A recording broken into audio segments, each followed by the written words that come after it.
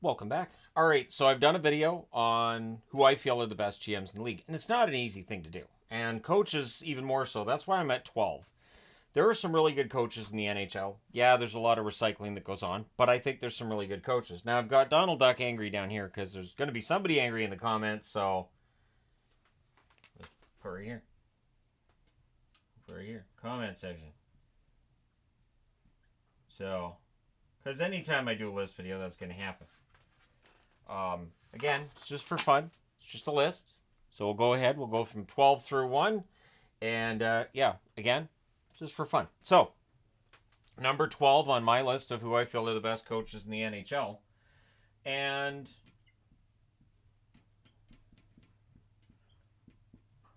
I'm honestly kind of surprised I don't have him ranked higher. And that's Andre Tourigny of Utah. So you've noticed, I'm sure that the Utah pennant arrived today, the day that we're leaving. So that's what I was hoping for, that I'd get my Utah stuff. I've got a couple of hats too. I was hoping it would arrive before we went on vacation, and it did. So I'm all set when it comes to Utah. And so is Andre Tourigny. Very good coach. It's good management overall with the formerly known as the Coyotes, now the Utah Hockey Club, soon to be the Yeti would be my guess. But yeah, Tourigny's a very good coach. He gets more points out of that team, and I mean Arizona, prior to the move, than I think he rightfully should have. That was pretty rough roster at times, and he was able to coax wins out of it. Number 11.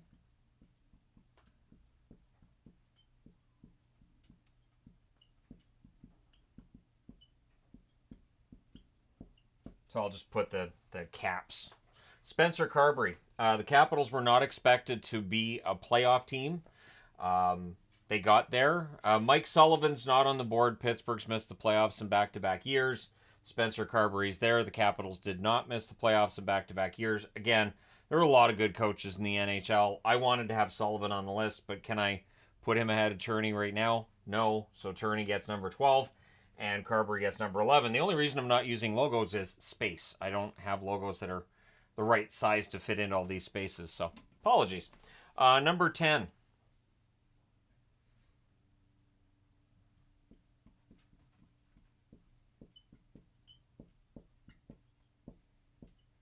So Pete DeBoer. I think DeBoer gets a lot of flack. I think a lot of it's based on, some previous experience. But he's got a very good Game 7 record. He's a good coach. When the Dallas Stars hired him, my opinion was that was to get more offense out of the team, and that's how it turned out.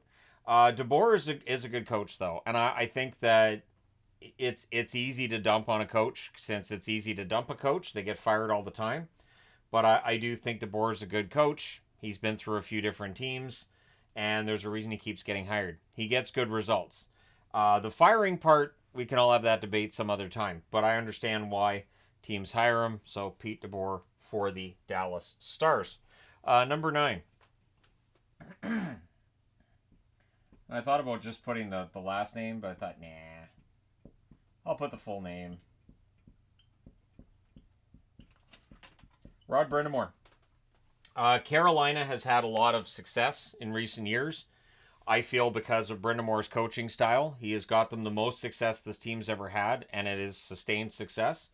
So I like Brind'Amour a lot. We'll see what he's able to do this coming season for Carolina. I figure maybe if he suits up for a game or two, he might be the one player a former player in his 50s that I would absolutely believe would buy it. Patrick Waugh with the Islanders is another one where I could see him coming out some night like, all right, well, I'm putting on the pads. I'm getting ready. I'm going in because somebody's got to stop the puck. It might as well be me.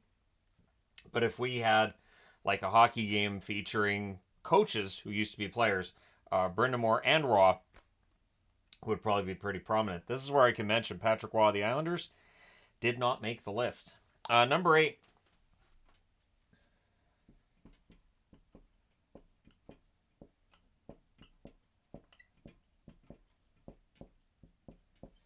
Jared Bednar, coach of the Avs, or just Coach Bednar. Bednar's a very good coach, smart coach. Colorado out in the playoffs, back-to-back years, relatively early. Bednar's still one of the best coaches in the game. Again, I just felt like there were 7 that felt that that belonged ahead of him, but he's got a Stanley Cup ring, so he's got a cup. How many of these have cup rings? Brind'Amour has one as a player. DeBoer doesn't. Carbery, Tourigny doesn't. So Bednar's the first one on the board who's got a Stanley Cup ring as a coach. Number 7. I know this guy's got a coach, or got a Stanley Cup ring as a coach.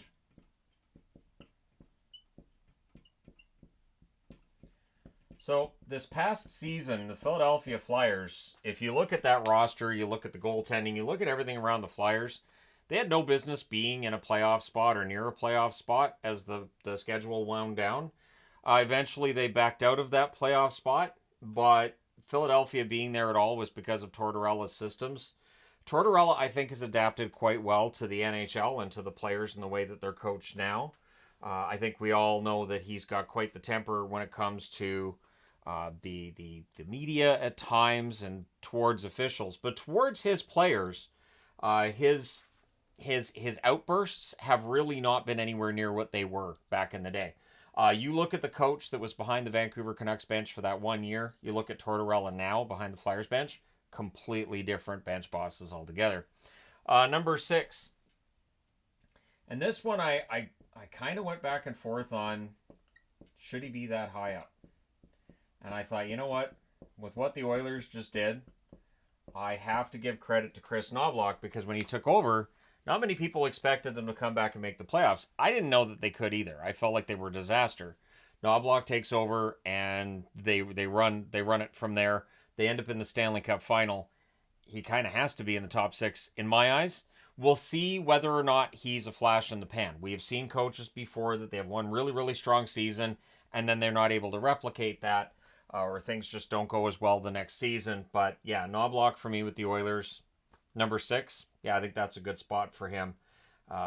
We'll see how this season goes for him. Again, it's just based on this 1 year. It's a small sample size comparatively speaking with some of the others, but great run by him this year. Number 5.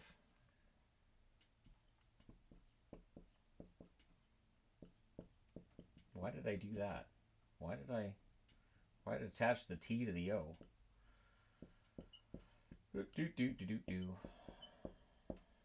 Rick Tocchet, Vancouver Canucks. Rick Tocchet got the Canucks to the division championship. Like, they won the division this year. I've got division winner merch because I don't know if that's ever going to happen again. That's a very, very rare occasion in Vancouver that they win the division, at least recently. And so I give full credit to Rick Tocchet. So both Alvin and Tocchet in the top 10. And yet I get criticized and told I'm too harsh on the Vancouver Canucks.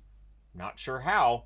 I think their general manager is excellent. I think their coach is excellent. So not sure how. And we'll see how things work for Tocchet this year. What really surprised me with Tocchet was when he was in Arizona, the team just couldn't score. And it wasn't that they didn't have guys who could score. It just felt like he coached defense. In Vancouver, it's a little different. It feels like he's coaching them a little bit different. They're still entertaining. They're fun to watch. As long as they're fun to watch, I'm a big fan. Number 4. Although sometimes the team that's not fun to watch is the one that wins. Number 4. So we're into another coach here who has a Stanley Cup ring.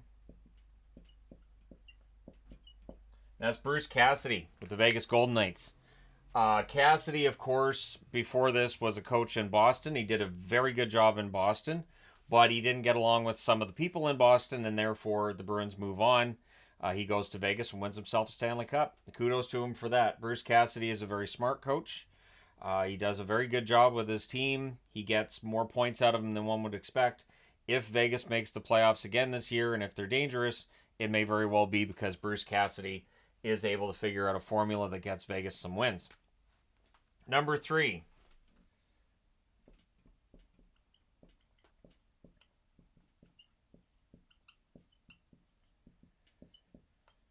Boston Bruins, Jim Montgomery. Montgomery's a good story. He was the coach, of course, in Dallas. And then he had, I guess I should write Bruins.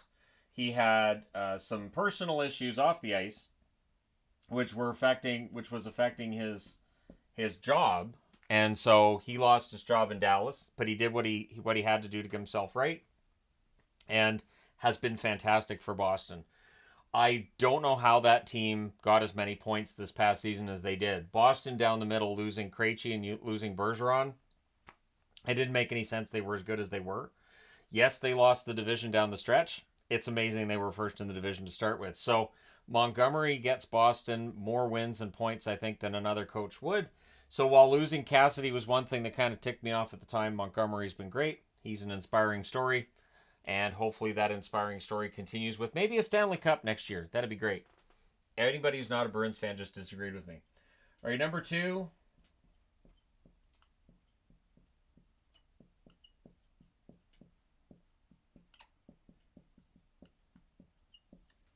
Paul Maurice in Florida. What a difference a team makes. He goes from Winnipeg, where, I mean, there was a lot of criticism of the way he coached in Winnipeg. He steps away. He's like, well, I guess I'm done. I'm going to go fishing.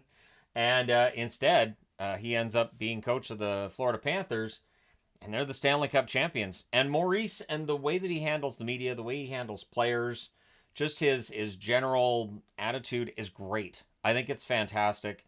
And Maurice is highly entertaining, always quotable, but also an excellent coach. And I think that Florida's win in the Stanley Cup this year is in large part because Paul Maurice is an excellent coach. Which leaves us with number 1, and I'm sure there are people who are going to be ahead of me on this one. And it is interesting, too, because back in 2019...